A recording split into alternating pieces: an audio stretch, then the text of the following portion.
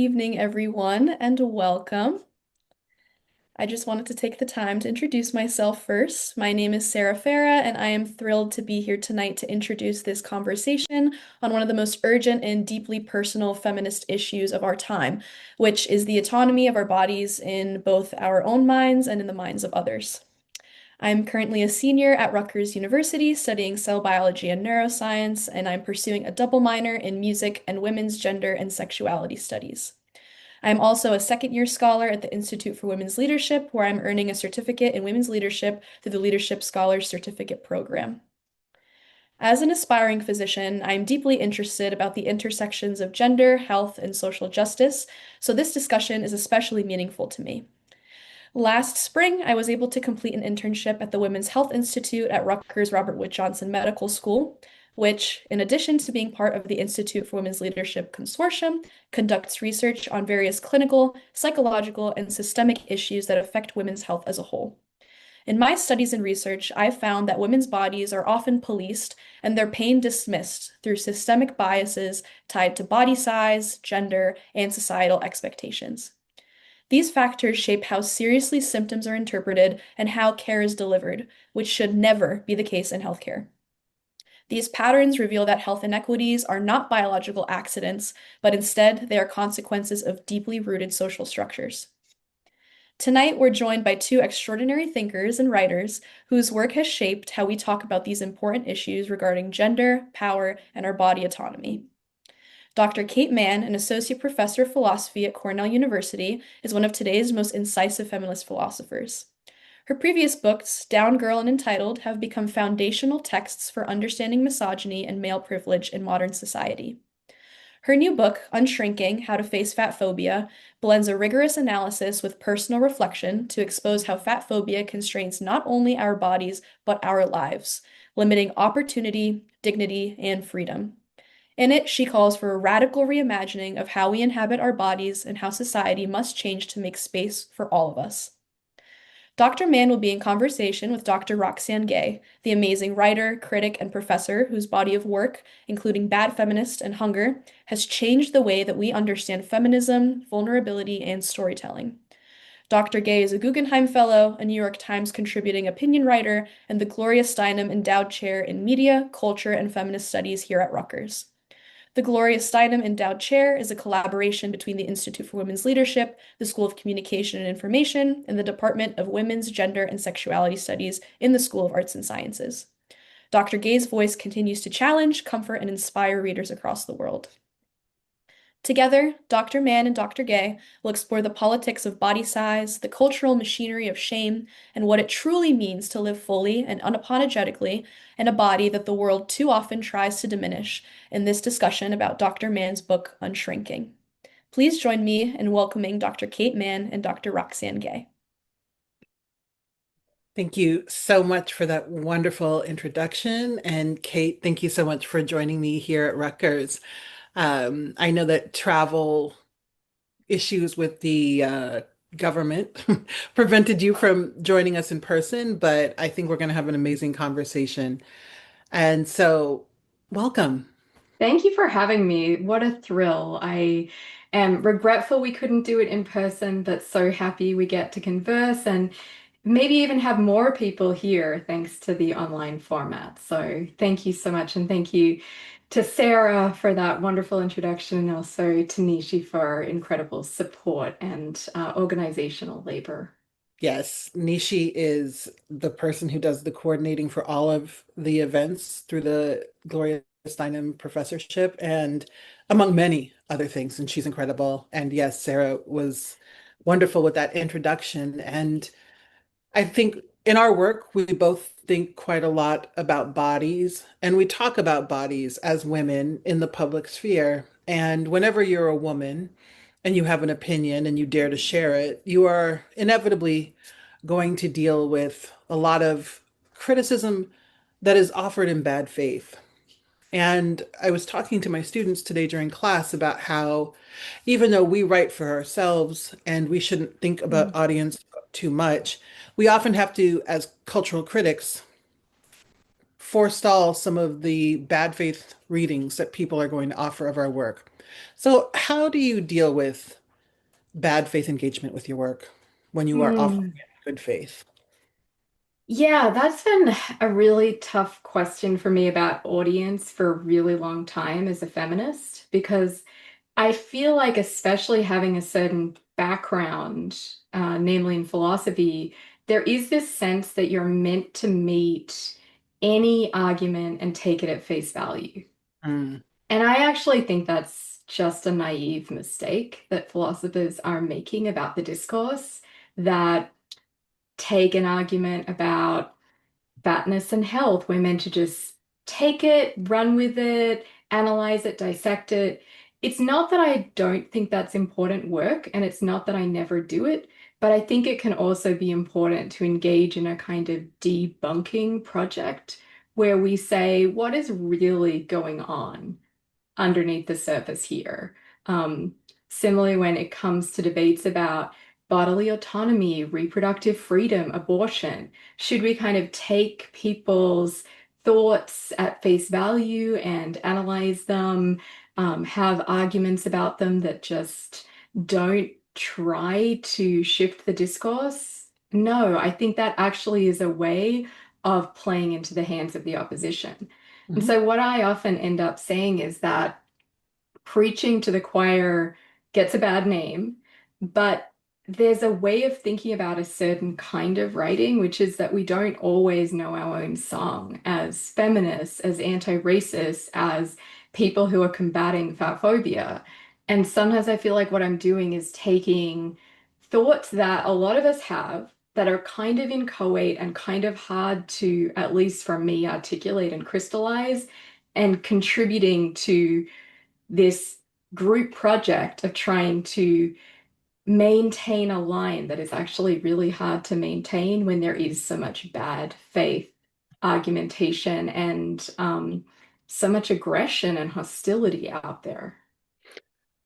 In Unshrinking, you phrase it as part memoir, or someone, I'm sorry, Urja Lakhani, you did a great interview with her, and she talked about Yeah. the approach you took with the book. And she called it part memoir, part polemic, and part philosophical analysis, which isn't necessarily a combination that we often see. And one of the things that struck me when I read the book, which I loved, was the Thank rigor you.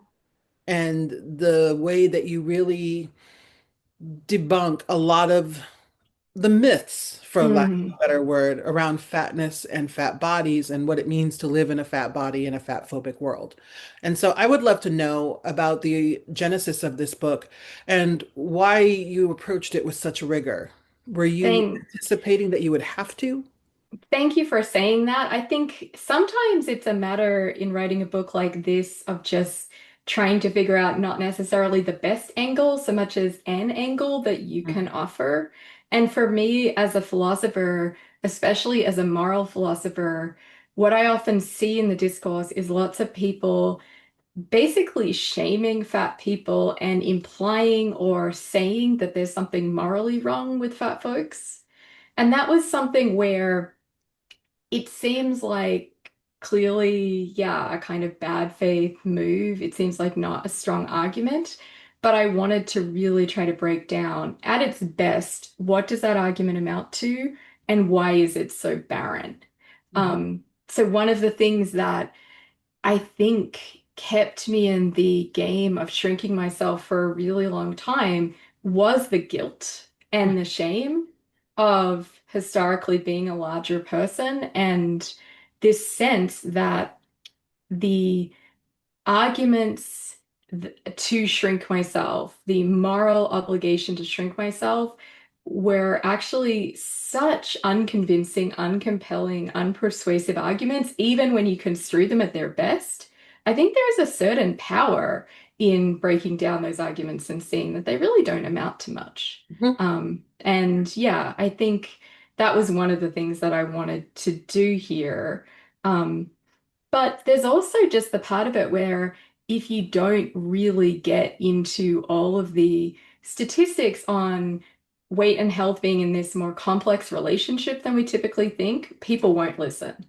So even though I didn't necessarily want to do that work, it was something where it was more an editorial team decision to have a chapter on the health and weight relationship, which isn't my area of expertise, but it was something I had to research for, really years Mhm. in the process. I wanted to do that not so much for the sake of it, but because, yeah, it's like a conversation that has to be had as a ground clearing move. I think otherwise people just dismiss everything. They do. And it is always interesting that the number one thing, once, well, in addition to just loathing that people have for Mm, fat people, it's always about health.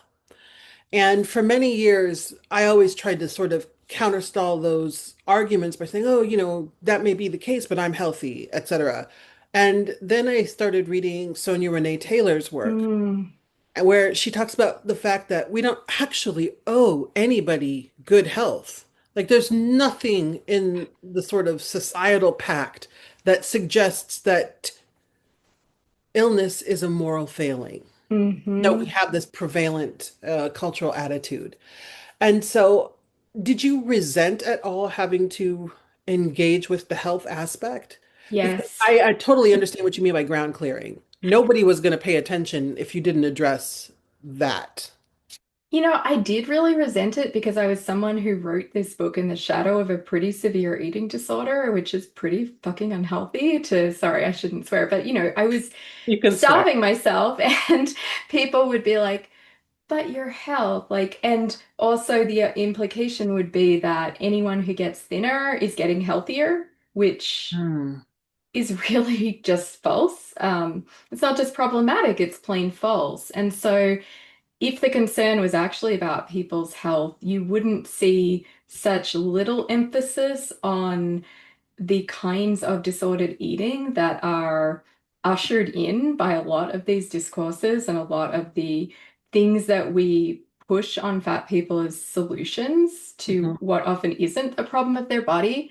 And also, we would have all these other standards which we don't. I mean, imagine, for example, something else which is somewhat controllable for at least some people.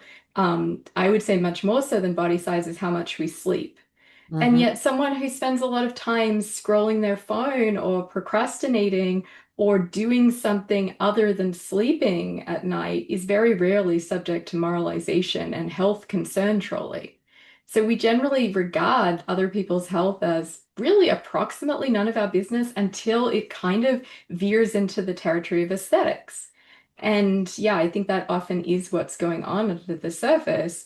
There's this mixture of disgust, curiosity, and lots of other things too. But the disgust that is leveled towards people who are fat and also people who are fat and okay with themselves means it has to be rationalized in some way. Mhm. And that rationalization then takes the form of, well, I'm just worried about your health because that's a supposedly acceptable move.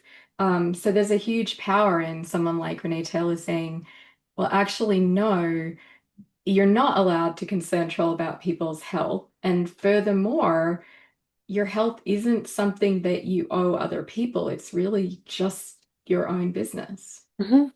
It is interesting to see that kind of micromanaging and that policing. And there are few other human behaviors or lifestyle choices that people Hmm. engage in that deal with as much scrutiny as fatness. And I always think it's very interesting when I'm being lectured by someone who smokes or drinks, which no judgment. Like really, I want you to do whatever feels good Yeah. to you and that doesn't harm others. And what are you doing here? And so I felt very, I don't know what the word is, but it was just great to see you debunk some of these really persistent and pervasive ideas about fatness and health. And another thing I admired about the book was the way you identified your subject position Mm. as someone who has inhabited a range of body sizes, who has Yeah. dealt with disordered eating, and is now in a body that people would not read as fat. Yeah. That level of honesty felt really helpful because I think if someone just looked at you, they would just be like, be fucking for real. Yeah, exactly. I would feel like they would be like, do you suffer from some kind of bizarre body dysmorphia? Are you Mhm. playing out some kind of fraudulent? Yeah, and I've had those reactions and I totally get them. I have to be really careful now about my own positionality here because oddly, right now, I don't think I qualify as fat by my own definitions, which is, I mean, I've historically just been a much larger person than I am now, and there are a range of reasons for that. And I think the most important thing is that not all of those are good reasons. Like you could say, I'm working out more, that's true, and that's probably good. But, I also feel like a lot of weight loss that advertises itself as unintentional, you have to really scrutinize those claims with someone, or you have to self-scrutinize those claims when you do have a certain history. And Mhm. so, yeah, I feel like I want to be very clear that this book comes from a place of deep advocacy for fat people, and that has historically been my own positionality, and that has been the battle I have fought both in terms of my internalized fat phobia and the kind of body image piece of it, but also in terms of the barriers that, I used to find it hard to fit in the airplane seat. I used to find it hard to find clothing that fits. That to me is the kind of person who can fairly talk about their own fatness. And I don't have that positionality now. And I think owning that is important because I do sometimes think that it is a kind of failure of solidarity in ways that I don't love. One of the other connections that you make in the book is about how fat phobia is an inevitable byproduct of misogyny. And you've written Hmm. an entire book about misogyny, in fact. And you also tie it to anti-Blackness. And you draw on the work of Sabrina Strings. And so I would love to hear more about those connections because oftentimes we tend to look at issues in isolation and Yeah. don't look at the cultural context that gives rise to those issues. And fatness is one that is connected to almost everything. It's linked to race, Hmm. of course. It's linked to gender. It's linked to class. And so I would love to know how you explore those linkages in the book. Yeah, that's so important because I just don't think you can understand misogyny without understanding fat phobia and vice versa. It's just such a powerful way of policing and enforcing certain gender norms for women and girls in particular. And I'm not saying it doesn't affect people across the board, people of any gender. In fact, I think there is good evidence it affects non-binary folks, maybe even more severely in some ways. If you look at the statistics on eating disorders, I also know plenty of boys and men who are severely affected by these issues, and that's very real, and I don't want to minimize. But I think the thing that I keep coming back to in my thinking about this is misogyny is so a matter of enforcing a series of what I call down girl moves, where the way that it works is if you have a woman or girl who you want to punish, threaten, warn that she has violated some norm, you don't have to make that punishment particularly specific to the supposed offense. You can really downgrade her in terms of any hierarchy that human beings can be relied upon to care about. So we value intelligence, call her stupid. We value beauty, call her ugly. We value rationality, so call her silly or childish or hysterical. And of course, we value thinness, so call her fat. And Mhm. you will have a very powerful weapon that, whether or not it's true, but especially if it's true, is a great way to threaten, punish, silence, and make someone feel smaller, ironically, by pointing out their size. And that was often the position I found myself in as a feminist with a relatively public voice, at least in, some quarters. The prospect of having my body on display when I was, maybe 100 pounds larger than I am now was so frightening to me. I was so scared to just speak out in public. I wasn't scared of the death threats or the rape threats or the really horrible stuff. I was kind of most scared of being dismissed on account of my body size as someone who just didn't have myself together and didn't have my life under control and couldn't like get it together to be the way that I ought to be in their eyes. And that somehow, for reasons that I still don't fully understand, felt eviscerating, even in advance of it happening. It's interesting that you say that because that is, I've harbored similar fears. And, Mm. I've been getting death threats for a decade more at this point. I don't get rape threats, which I think is very interesting. And Mm. like, I'm glad. No, thank you. I've been there, done that. But they alarm me sometimes when they get Yeah, specific, etc. But I'm used to it. But the thing that wounds me is when people see me as fat before anything else. mm, And that no matter what I accomplish, the insult is always hanging there between me and an enemy. Like I knowing that might be the first thing that they go to. And so it just feels like it undermines all of my work and my credibility. Have you ever encountered that worry that no matter what you accomplish, you are ultimately reduced to your body?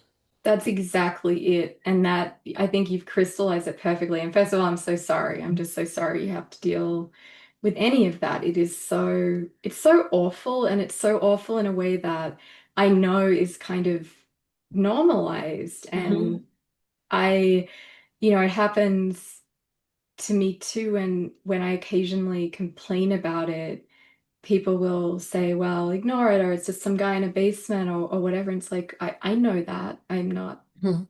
naive. Why is it any better anyway that it's someone who is resentful and alienated and themselves upset?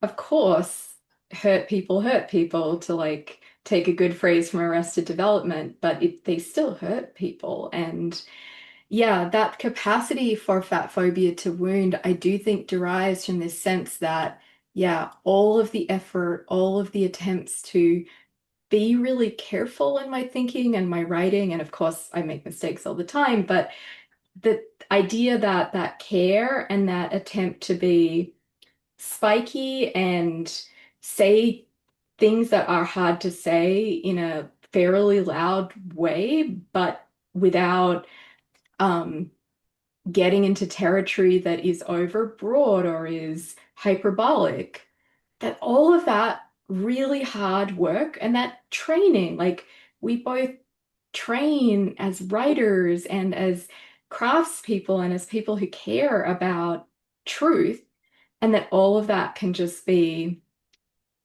reduced to, but she's fat. And Mhm. so none of it matters. Like all that work just not only underestimated or useless in their eyes, but kind of, yeah, it almost evaporates. Mhm. And it's completely dismissed. And one of the things I've noticed, especially in online discourse, is people who will double and triple down on it and say, I'm doing this as an incentive, like to incentivize you to solve the problem of your body. And for me, it does the exact opposite, but also it's also like it actually doesn't do anything in many ways because it's like you are not the arbiter of my body. Like that you feel it's your place to discipline me when you're just a stranger who can't even engage with the substance of what I do, who can only engage with my body. It's very interesting, and I think it speaks to just how overwhelming fat phobia is and how almost inescapable it is.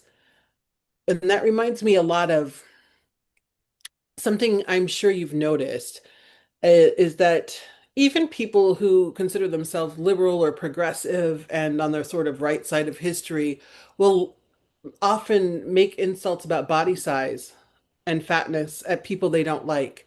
And they justify it with, well, it's Trump, for example, or, it's someone we hate. So, of course, we can talk about their body. Is there a way to break through the idea that we can weaponize fatness if it's towards someone we don't like? Yeah, I mean, it's so interesting. I was talking to my 5-year-old about Trump, as I do, and she asked me what he looked like. And I was like, honey, he just looks like a regular guy. Like there's not, and she's like, but is there something like she wanted a sort of identifiable, visible way to see that he was bad. Yeah.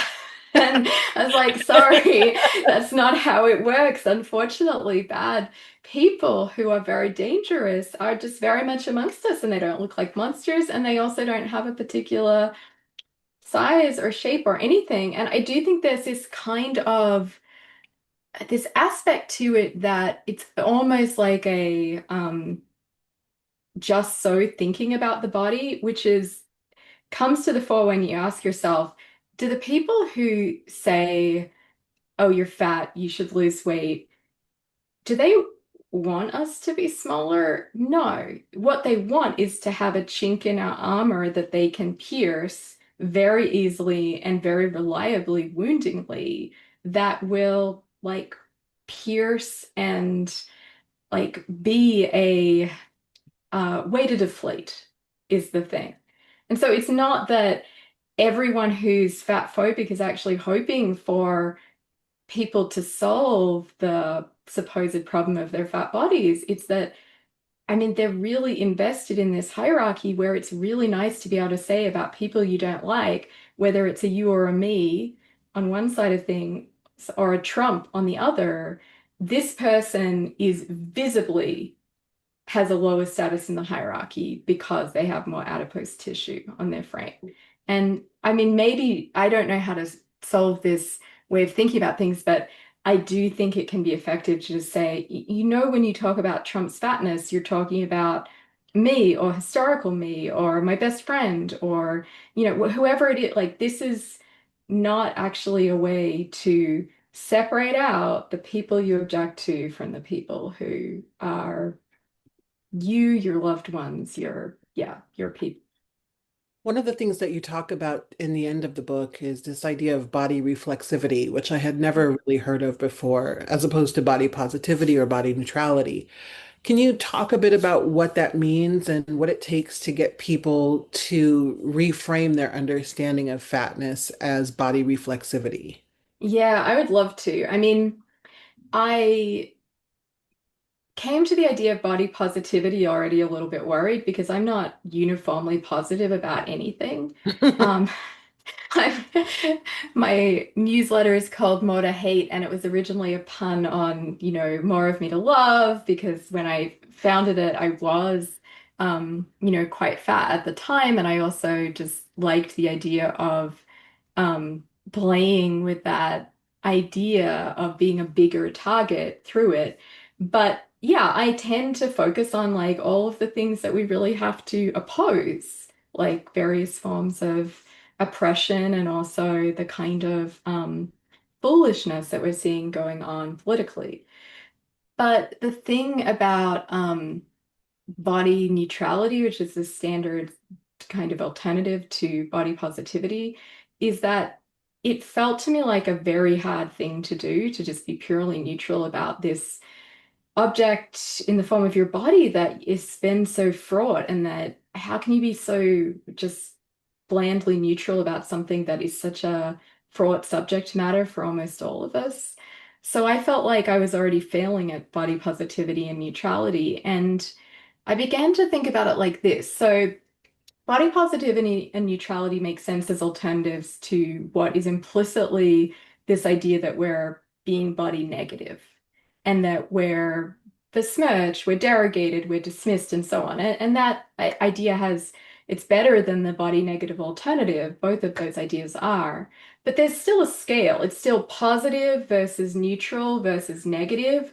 And I thought, why does there have to be an evaluative scale altogether? Why do we have this idea that there's sort of implicitly some kind of almost a number that we're putting on ourselves, whether it's a uniformly kind of positive number or a uniformly neutral one or a negative assessment?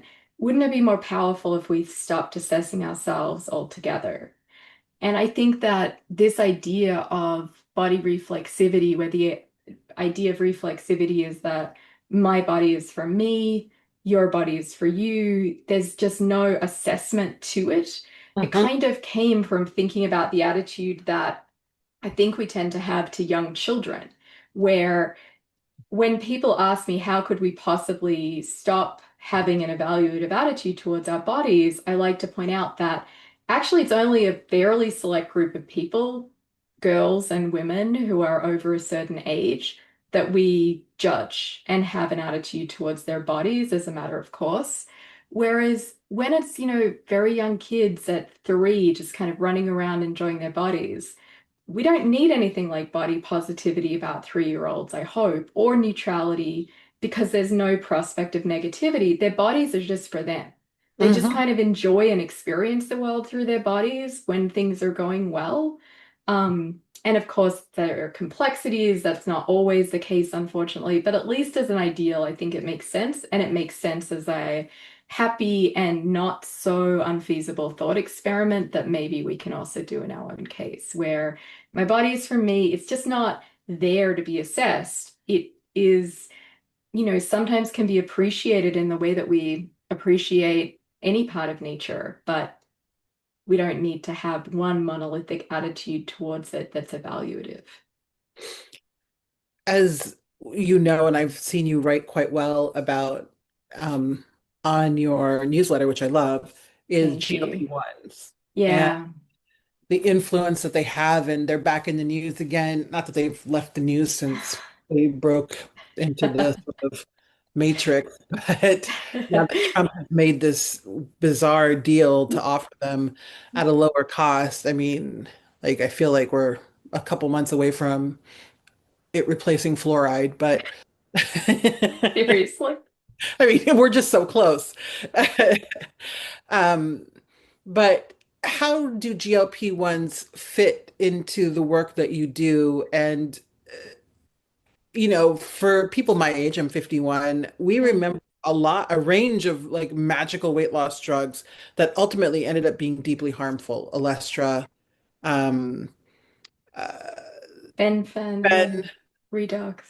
yeah, that ended up having truly fatal consequences. And we don't know what those consequences are yet for GLP-1s, yet we do know that they're being foisted on people. And then, of course, once you take them, you are judged for taking the easy way out. And so I would love to just hear your thoughts on GLP-1s in regard to fatness, but the sort of weird pressure that they now have created, where you are damned if you do and damned if you don't. Yeah. It's such a hard moment, I think. And what I really feel is a huge amount of compassion for individual people. And I think I haven't always written as compassionately as I should have about what I really want to say is like for an individual person facing the choice about the horrible fat phobia that we've both written about versus a GLP-1 that I have recently written about these as potentially, and this is a very yeah, it's a very uncertain possibility because they may have long-term health ill effects that we don't yet know about. But it's possible that for some fat folks, they're a form of harm reduction, that they will face less stigma, more access to healthcare, a better life in all of the ways that I've identified, fat phobia being particularly pernicious, like education and employment, as well as the healthcare system. And so when people choose these as options to make their lives more tolerable or livable in the current system that we have, I have nothing but solidarity. So I just want to make that clear at the outset. Um, the thing that really worries me is kind of the political and structural level where they're being touted as a solution to the non-problem of body diversity, where you have someone like Trump who's literally denying SNAP benefits to feed people who are in real danger of what we euphemistically call food insecurity. I mean, they will end up being hungry in November for a lack of SNAP benefits. And there's also already an enormous problem of child hunger as well as hunger for all poor folks in this country. And at the same time as cutting SNAP benefits, he's offering to bring or saying that he has cut this deal to bring the price of these GLP-1s down to $149 a month on TrumpRx.com. Like you cannot make this up. Hmm. It's too dystopian that people aren't going to be able to eat, but they'll be less hungry if they can afford access to the $149 cheap Ozempic. And so, like, this idea that the only thing standing between a fat person and an acceptable or healthy body is a GLP-1 is a myth because, I mean, lots of people have, as individual patients, very bad side effects on these drugs. Lots of people go off them because they can't tolerate them. Lots of people just don't want to be part of a big social experiment on whether there will be long-term health consequences. You're absolutely right. We've seen horrifying things in the past. And lots of people too don't lose any weight on them. So between like 5 to 12% of people in the studies I've seen are just non-responders. So I think the biggest thing that worries me is both that we'll see this arms race of people competing to be thinner and thinner, more and more pressure on people who are resisting the pressure to shrink themselves to take a GLP-1, more and more shaming of those who do take that route as taking the easy way out when nothing about this is easy, and more of a sense that, well, fat people should have solved this problem by taking what is often tantamount to an unsafe injection for particular people, such as people with eating disorders or Hmm. who have historically had eating problems that mean that these drugs are not an option for them. So it seems like a real mess. And I'm really curious how you feel about it too. I know that's like a lot, but yeah, individual solidarity and political despair is sort of where I'm at right now. That's a really great way of putting it. I understand the pressures to lose weight and also sometimes just the desire to. I Yeah. don't actually judge anyone's desire to lose weight and feel happy and safe and comfortable in their body. And however they get there, I don't judge. I actually have no problem in general with GLP-1s in that do what you want. Do what if it worked for you, I am so happy for you. Um, I just, like you, am challenged by some of the pressures Mm, to do that, to take them, because once you admit you're taking them, if you don't lose weight the way people think you're supposed to lose weight, then it's just another set of pressures. Or once you do lose weight, it becomes a spectacle and everyone is commenting on your mm, body. And now we have all of these annoying phrases like, oh, she's been taking a touch of the Ozempic, or she has Ozempic face, or he has Ozempic face. And, mm, I notice this discourse and when I catch myself even like thinking of participating in it, I have to pull myself back and just say, girl, what are you doing? If someone looks thinner, like it's not your business. And I also wish that more people would understand that the celebrities are using Ozempic mhm, and that and is big, and they probably have a chef, and they probably work out for 4 to 6 hours a day, and they are incentivized by constantly being on camera, etc. There are so many factors that go into why celebrities look the way they look. And you can take all the Ozempic you want and work out hard, and you may never achieve like what these people are seemingly achieving because that's just, I mean, it's their full-time job. And so I just have a lot of, I guess, ambivalence around it. But I mhm, really just, I am just, I'm primarily frustrated by the profiteering. yeah. And I am frustrated by the way it's being weaponized and the way that people reduce it to like the easy way out when the side effects Mhm, are really challenging mhm, and frankly unpleasant. And so there's just no easy way out when it comes to weight loss, whether you diet, exercise, do weight loss surgery, take a medication of some kind, or some combination of all of the above. Literally, it's all challenging and it's all kind of horrible. And I wish that our cultural conversations were expansive enough to allow for that without people making so much. making so many judgments about it. It's challenging, it's frustrating, and I oftentimes like witness a lot of the discourse and I just think, oh man, this is only going to end badly for a lot of people. But, you Yeah, know, it's snide, right? There's this snide Mhm. like, oh, she's zemped up, or I remember I had been very focused because it was a kind of a new thing when I wrote Unshrinking, and I hadn't like worked it into the whole book in ways that in retrospect would have been great. But it was just like it was just peaking. And yeah, it's only since, I don't know, probably late 2023 when the book was already in print, but it was sort of the New York Times was constantly writing about it, and it's like they have stock in Ozempic sometimes. But I remember my editor, Amanda, asking me a really brilliant question when I was sort of very caught up in the side effects and the potential risks and the this and the that. And she asked me just like this brilliant clarifying question, which was, if there was a magic silver bullet for weight loss and it was perfect and it just like worked just like that and there was nothing bad about it, do you think people should take it, or would there be something wrong about it? And I was I really had to think about it, and I certainly don't think there's anything wrong with it. Body autonomy all the way. It's hard enough to be fat. I'm not, certainly not, it's not for me to say what people should do. It's not for anyone to say. But the thought that I came to is people are entitled to do this, to lose weight. Of course they are. No one is obligated to stay fat.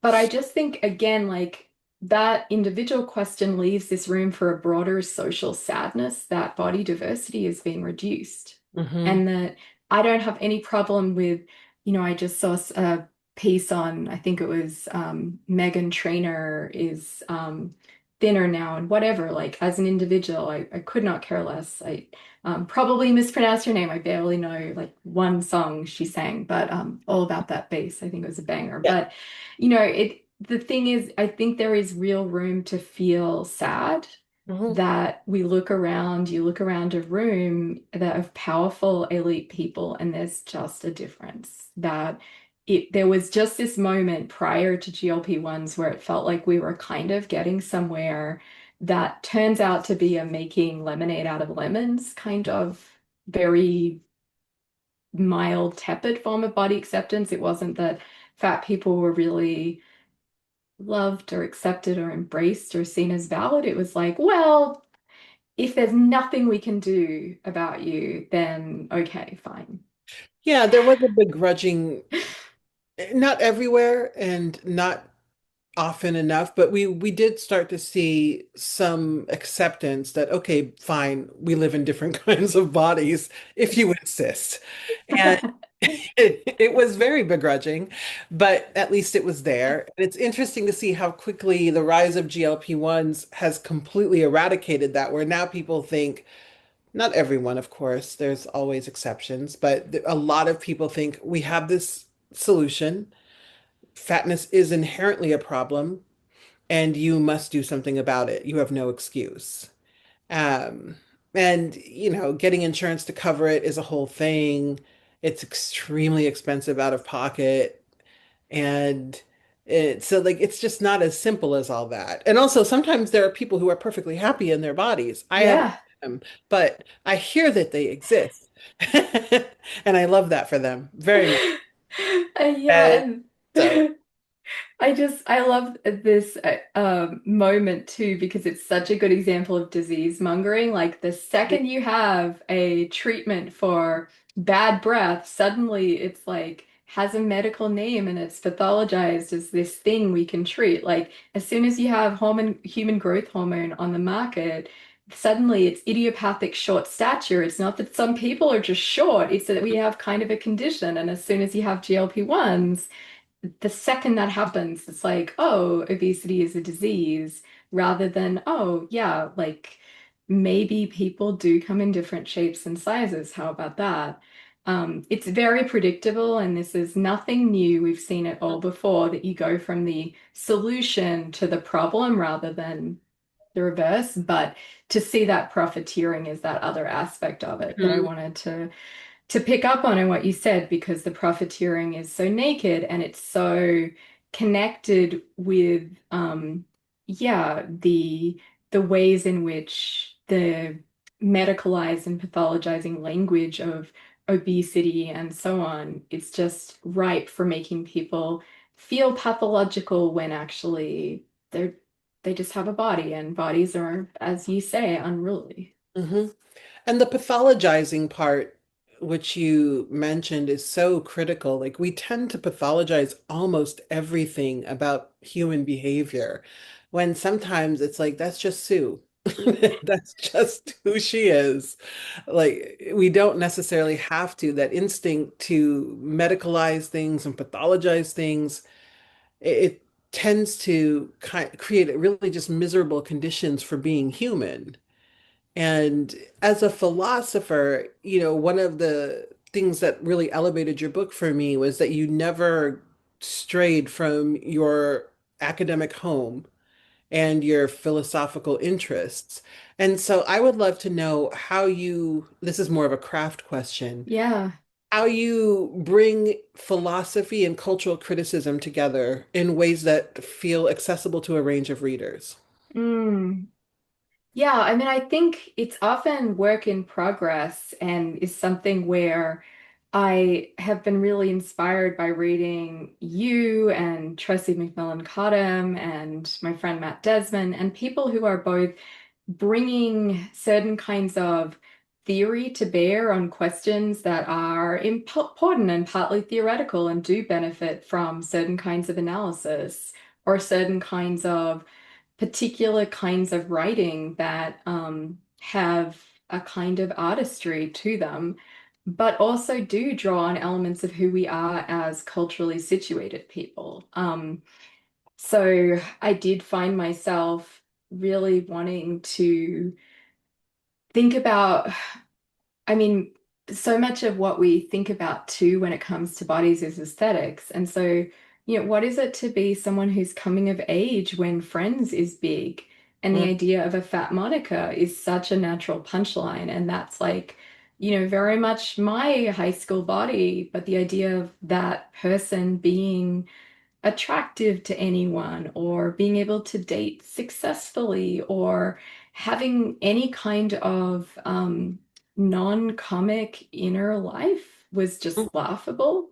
mhm, Um, yeah, I think that's important too. So I think it would be kind of impoverished to not have certain subjects as big as the subjects of bodies, partly touch on yeah, what it is like to be, I would say, as a woman, especially in a fat body as a teen, ha to have a body that's an archetype of a figure of fun or a tragic figure, I mean, that means something, right? It's painful, it's wounding, and it makes it really hard to see yourself any differently. It means that that activism had, and body liberationism more broadly, had like a real uphill battle to get traction in my own mind.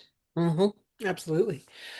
Um, we have several questions from the audience, and if you have a question for Kate, please feel free to ask it using the Q&A function at the bottom of your screen. Amy says, such a dream team. Thank you, Amy. What are your thoughts on how we can fight back against the new aesthetic, i.e., white supremacist MAGA trad wife, Fox News lady, that is harmful for all of us? Yeah, oh my goodness. I feel like I've been on a makeup strike because I just can't like bear the association I'm forming in my own mind between any degree of cosmetic artistry and that sort of particular look that is perhaps unfair. A lot of my nearest and dearest love and enjoy the play and the creativity of, but yeah, there is a kind of look that is very identifiable and has been written about brilliantly um, by many authors who are critics of beauty culture. And I think I mean, we have to be powerfully ourselves in this moment in ways that they are getting harder. This is a moment where there are unprecedented rewards for being small, white, visually obedient, and for even if you can't instantiate those properties, for at least emulating them and paying lip service to them in certain ways. So I mean um I guess sort of glib answer is, this is the time for blue hair and big cat lady energy, but it's also, I'm not being entirely glib in saying that I think leaning into the ways in which we do feel like ourselves that are non-normative can be powerful. And I'm not very good at doing that. I feel like I look like every second middle-aged mom in my community, so I'm not, this is not my wheelhouse. Sartorial and creative self-expression is hard for me. My own aim, to be candid, is always to never leave a trace. I want no one to be able to remember me. I want to be as unobtrusive visually and physically as possible in ways that I don't love about that desire, but it's a very powerful one for me. But if you can be bolder than that, I think that's powerful. Hmm.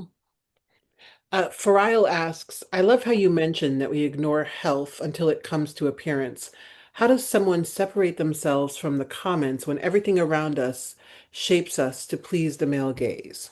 Oh, yeah, that is incredibly tough. I do think pointing out, and what I wanted to do with readers with the capacity here to point out double standards in ways that can be healthy, sorry, can be helpful, which is, you're so worried about my health. Are you worried about my mental health? Are you worried about me having a healthy relationship to nutrition and food? Are you inquiring about how much I'm sleeping, whether I am, able to access the things that I need in order to thrive? I mean, not everyone is able to have this conversation with every passive aggressive aunt at every Thanksgiving table, but even just knowing yourself that you are being subjected to something that someone who looked comparatively thin and quote unquote healthy would never be, even if they were doing something that is statistically much riskier than merely existing in a fat body. Like, I give the examples of skydiving and mountaineering and scuba diving, like Grand Prix racing. These are incredibly risky things for one's health. Even I should have said, and was too scared to say at the time, long distance running. There's a lot that can go very wrong. And this is not to say you shouldn't do it. All power to those who enjoy it. I mean, I cannot understand you, but I know you exist.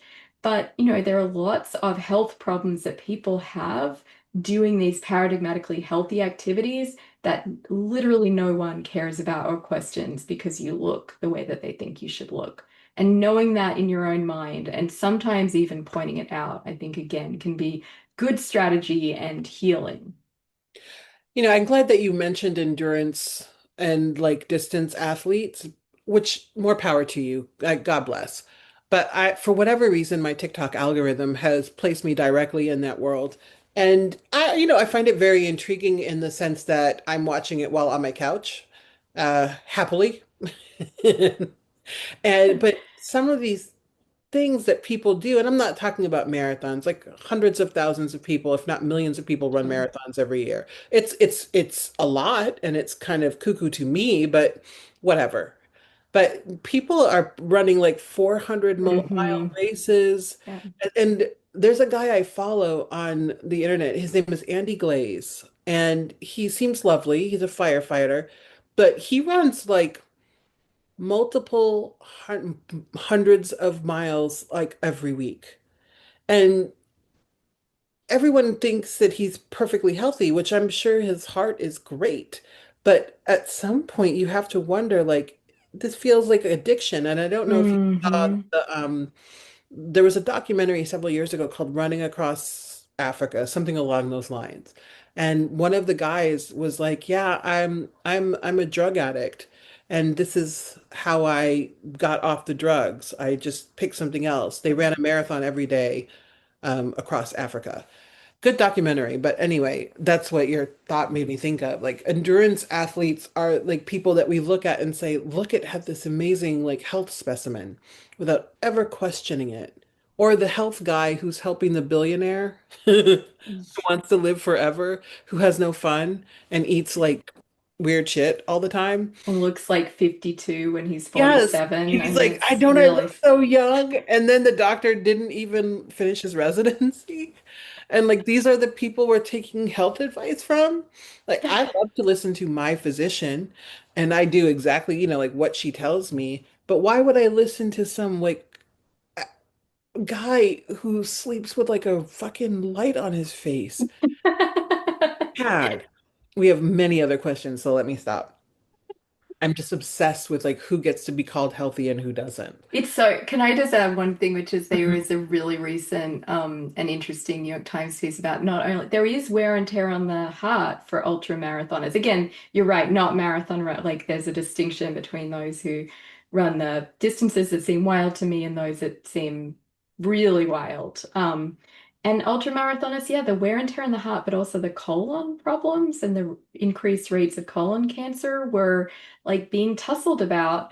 But yeah, it is just fascinating to me too that all of this can be talked about in a way that is completely non-shaming and completely like, yeah, but they still might very reasonably decide to keep doing this because it matters to them and because this is who they are. And Mhm. that is impossible to say with someone who is fatter, even if it is because, and this I don't think is the norm for bigger people because God knows we've been shamed enough for it. But even if someone is someone who eats more for whatever reason, the idea that that might be part of who you are and part of your identity, and yes, part of how you cope with the gestures to shit show of a world that we live in. Like it's just a completely different discourse in, yeah, ways I'm obsessed with too. And what's interesting is, I'm obsessed with marathons. I this year I just got it into my head like maybe someday I'm gonna do it. And I don't run, I don't even want to walk down the block. But there's something about it that I find intriguing. But when fat people run marathons, people get very angry. They get very angry. Like, why are you still fat? Like, Furious. why do you care? I just ran 26.2 miles. Leave me the fuck alone. Give me the pizza. Let's go. But it is interesting, like that not only do we have rigid ideas about bodies and how they exist, but like we generally can't seem to tolerate people who live in bodies we despise, who do things that we can't, who live a lives that we can't, who defy our expectations. It's very interesting. 100%. It's very interesting. Okay, Amy asks, as a menopausal woman, I'm feeling more pressure to lose weight than I have in my life.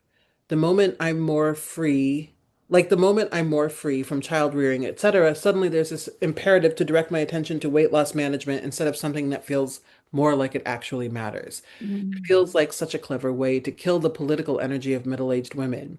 And it's made me think of the intersection of fat phobia, ageism, and misogyny. Can you comment on that? Yeah, I mean, I just want to echo all that. I'm right there with you. And also just this idea that our bandwidth, our energy, our time, and our money is constantly being siphoned off in ways that are just not I mean, let's like leave you know, my own sense of priorities here. They're just not reflective of your priorities, your values, what is, I would add, like also objectively more important in terms of political activism and organization of kinds that are really crucial in this particular moment. And yeah, I think being aware of how much is just being leached from us by an industry that will be a $400 billion industry by 2030, it is a helpful way to get angry and to have that anger be an alternative to the sort of dutiful sense that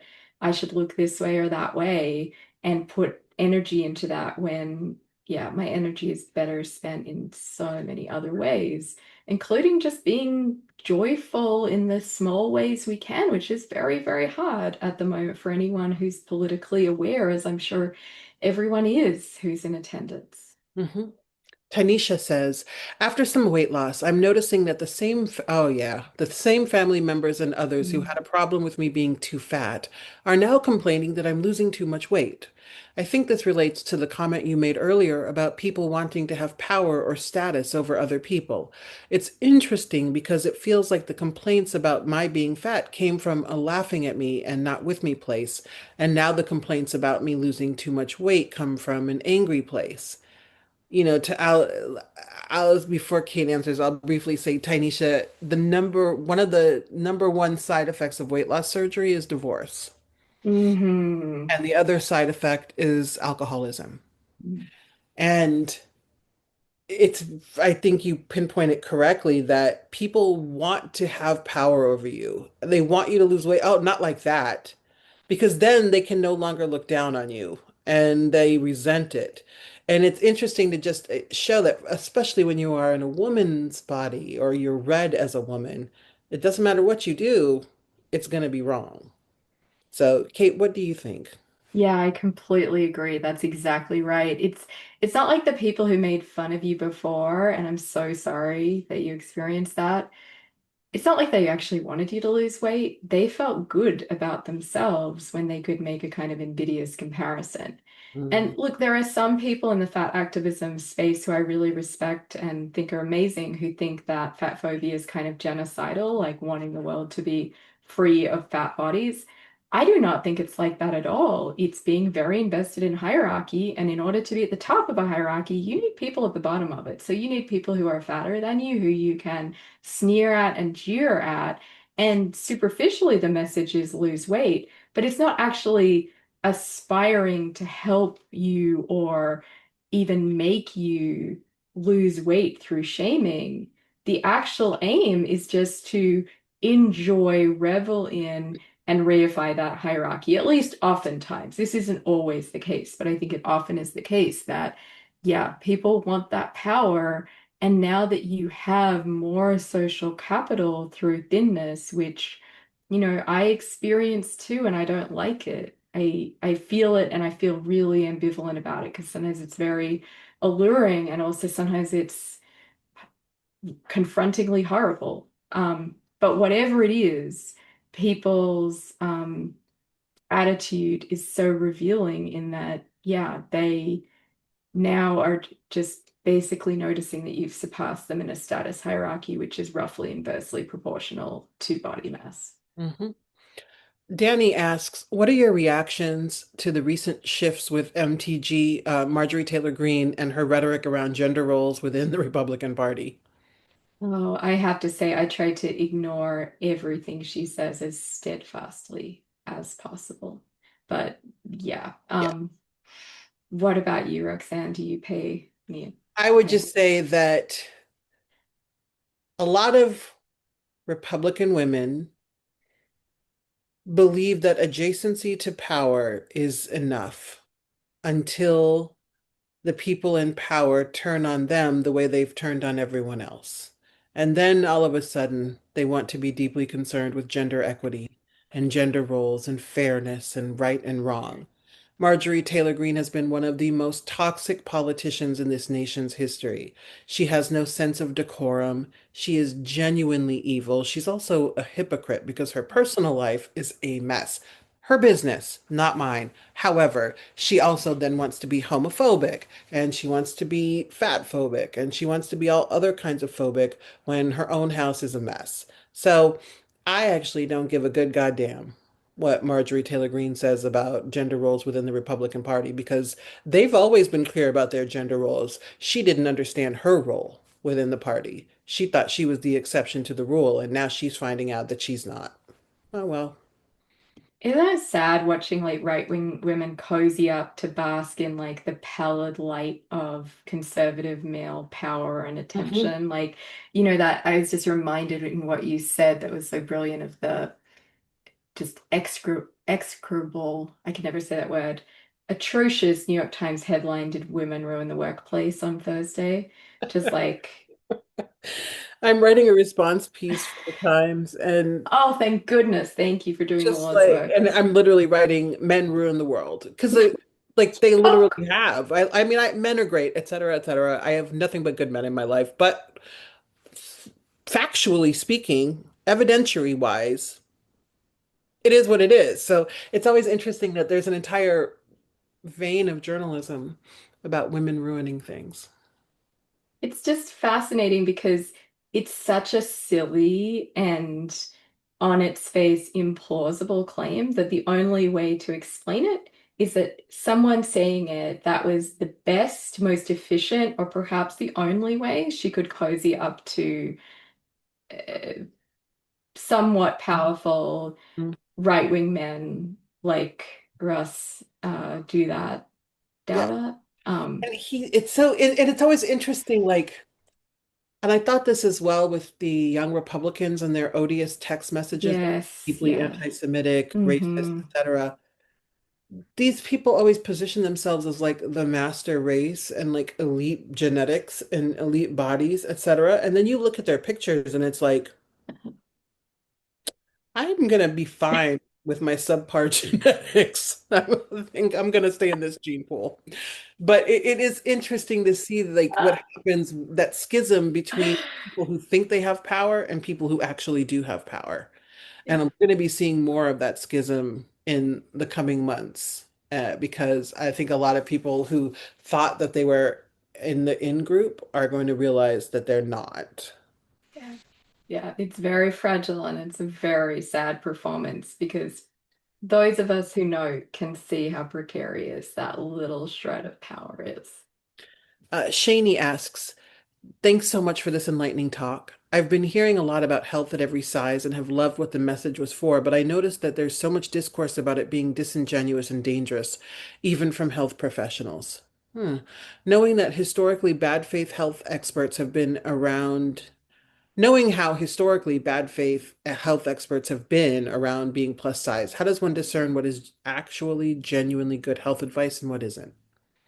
Yeah, I mean, that is a very difficult question because of course, like we're all sifting through evidence that is much more complex than lay people can really grasp. And so we rightly rely on experts to condense it, to give um, us individual advice based on these huge epidemiological studies that often yield nothing very concrete or clear takeaways for individuals to take.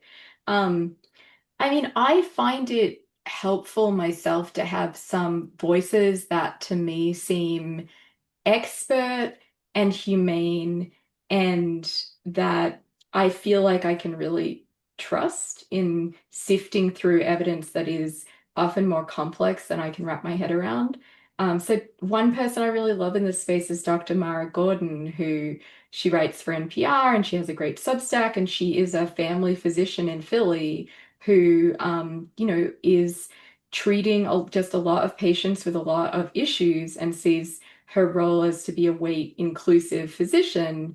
And for her, that means that, of course, there can sometimes be elements of a relationship between weight and health, but they're more complex than we acknowledge.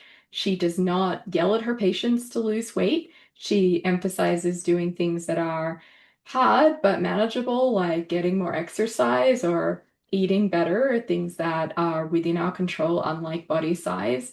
And also, she's just a supportive, good human who wants patients to flourish and has found that when she practiced less size inclusive medicine, it wasn't helping her patients. So Mhm. I wonder if kind of homing in on voices like that are, um, not telling an unsubtle message here of, well, anybody of any kind is healthy because we decree it to be so, which I don't think is what health at every size actually means or entails. I think it's that health should be accessible to people, to the pursuit of health should be accessible at every size. But I understand that there can be a worry that we don't want to be doubling down and insisting that for example, we don't want to insist that every fat person is healthy because no person of any size is healthy. There are lots of health problems that all of us will go through if we're lucky enough to live a long enough life. And, it is important to be in touch with, say, certain correlations that may or may not be relevant to an individual person's health decisions. Mhm. Yeah, so homing in on a voice you trust, and I think she is one that I would really recommend. I think you mentioned something very important. Like a lot of people misconstrue health at every size. Hmm. They don't actually read the literature. And I've actually met the woman who started Health at Every Size, and she's wonderful. And I highly recommend you sort of go to the source because it means that you can be healthy at every size, Hmm. that you are not inherently unhealthy at certain sizes. But it doesn't mean that you are just automatically healthy at all. And I'm really grateful that you pointed that out because a lot of people read it and they just think, oh, you're suggesting everyone's healthy, but like all thin people aren't healthy. All Totally. bodybuilders aren't healthy. Like no, there's no such thing as universally healthy people, except maybe a few people in Finland. Um, and just who knows? But our final question comes from Sally, who asks, and I think this is something everyone can relate to. I am constantly battling medical pathologizing of my weight by providers. It's very frustrating. I just fired a neurologist who would not stop pushing GLP-1s. What's the best, like, neurologist, the fucking audacity. I know. Focus on my neurons. What's the best way to counteract this in a clinical setting without becoming adversarial with the provider? But I would just say, why not become adversarial? But Kate, what would you say? I find it really hard to be adversarial with doctors for some reason. I'm very adversarial in my writing, but much less so in person, people tell me. And one question that people like Reagan Chastain and Virginia Sol Smith emphasize that can be helpful for those of us who, yeah, find it hard and or, in some cases you don't have the power to really oppose someone. You can ask, what would you recommend for a person who was already thin? What would you recommend for this condition if I was presenting to you and I was the BMI you recommend? And having them say that, and also you can ask them to write on your chart that they refused to give you the comparable treatment or recommend the comparable courses of action. So you can ask that that be noted on your chart. Kind of does put people on notice in it's not a completely neutral way, but it is a way of doing it that is an entry point into a conversation that shows that you're a smart and educated self-advocate who is, you can also say this, not interested in pursuing intentional weight loss for any number of reasons, either at that point or whatsoever, and are looking for treatments which are doubtless available for more or less any condition that do not involve weight loss as such, because there are almost no conditions that aren't suffered from by a fair number of thin people as well as fat people. I mean, you take something that is quite associated with weight, like sleep apnea. There are tons of thin people with sleep apnea. So there must be options, and hey presto, there are, such as using a CPAP. So instead of just being told, lose weight and the problem will resolve, saying, I'm not interested in that, or that is not healthy for me. And something that I would, also consider saying is, for many of us, we can say, look, given my history with eating, that is not an option. Um, I didn't mention this when we talked about GLP-1s, but I worry it's kind of, for some folks, really tantamount to an injectable eating disorder or an injectable relapse into disordered eating territory, because reducing your hunger signals radically can be really tough for people who have historically minimized and silenced their own hunger cues and or have not um, listened to what I call the authority of hunger for their bodies. So I hope some of that is helpful. But yeah, those authors I think will point you to ways in which you can have that conversation that say, this is either not interesting to me or it's not healthy for me. So what else you got? Hmm. And I would also just say, and this is not easy and it's not available to everyone, having lived most of my life in smaller rural areas, it's only now that I am living in a real, not a real city, that I'm living in a big city or two big cities where I have access to a wide range of healthcare providers. But if a doctor refuses to treat you like a person, find someone who will. I tested out a lot of doctors. I stopped going to the doctor, and then I finally found my current physician through One Medical of all things before Amazon bought them. But she's wonderful. And it took literally 15, 20 years to find her. Wow. So it shouldn't be that way, but sometimes you really do have to just find a different provider because fat phobia is so deeply ingrained in the medical profession that some doctors cannot think beyond it.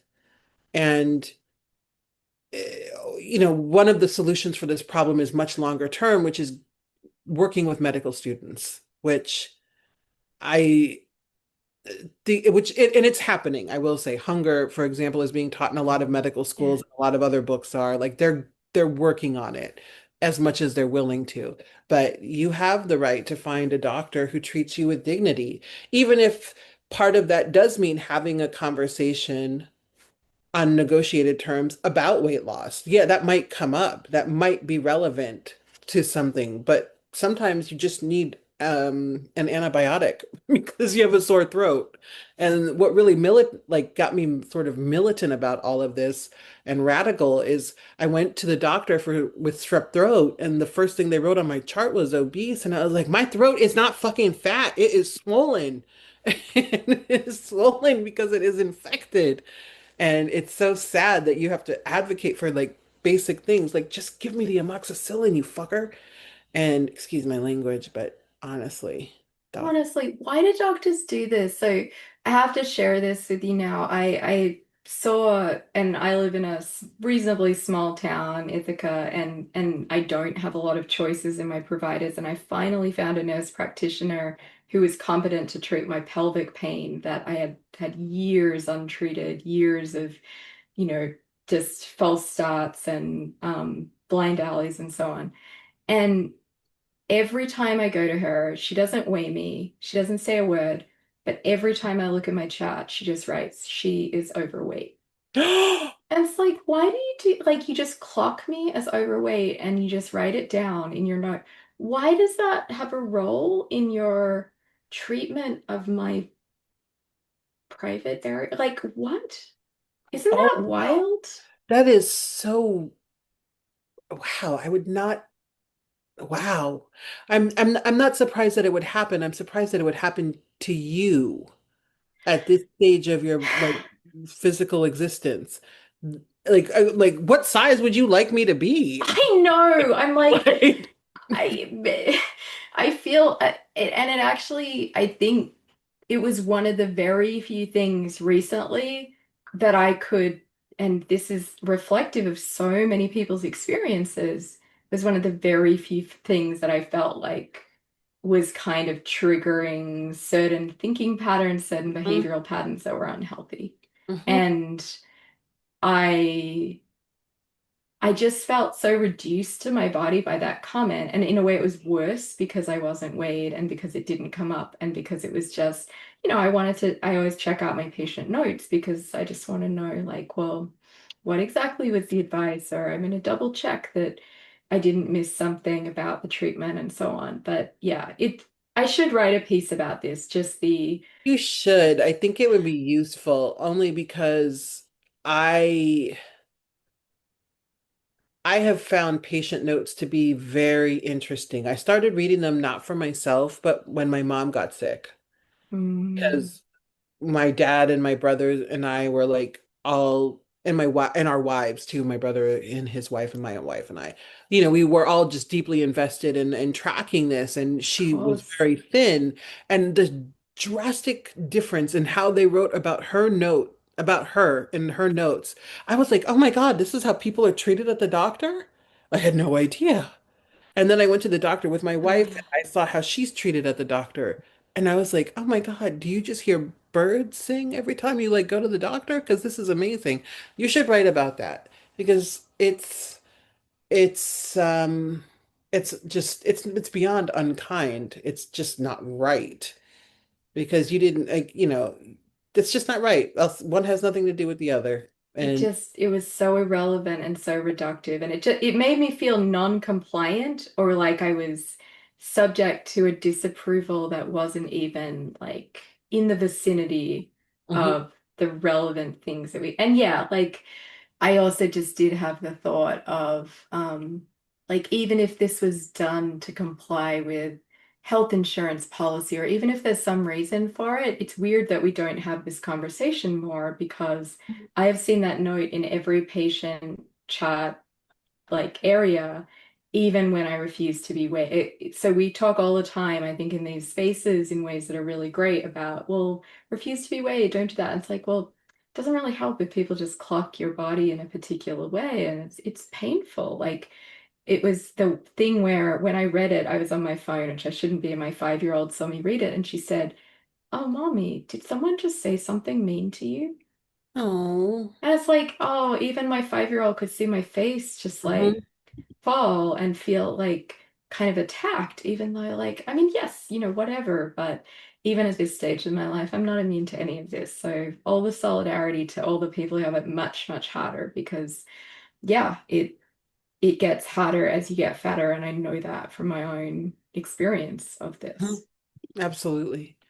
Well, I think it can be really useful for people to hear that sometimes this battle never really ends, no Yeah. matter where you are in your sort of physical journey or, what kind of relationship you have with your medical provider. Um, and that self-advocacy is one of the most important things that you can do for yourself, and also that you can model for the people around you, whether it's a partner, friends, children, or other family members, because everybody has a right to exist and to be treated like a person, like a human being, which seems a lot of people didn't get that memo, but that's okay. We will fight the good fight. Kate Mann, thank you so much for joining us at Rutgers. This has been such a pleasure, and I really appreciate the erudition you bring to these conversations and the elegance with which you write about not only fatness, but misogyny, anti-Blackness, and all of the issues that you engage with in your work. So thank you. Thank And you so much, Roxanne. Sorry, just a profound honor to be in conversation with you. You are one of my true heroes in your writing, in your advocacy, and just in everything you do. So thank you for all you do and all you are in the oh, world. you're more than welcome. And thank you to everyone. This was great turnout, and Thank you. thank you so much to everyone who attended. All right, good night, everyone. Thank you so much.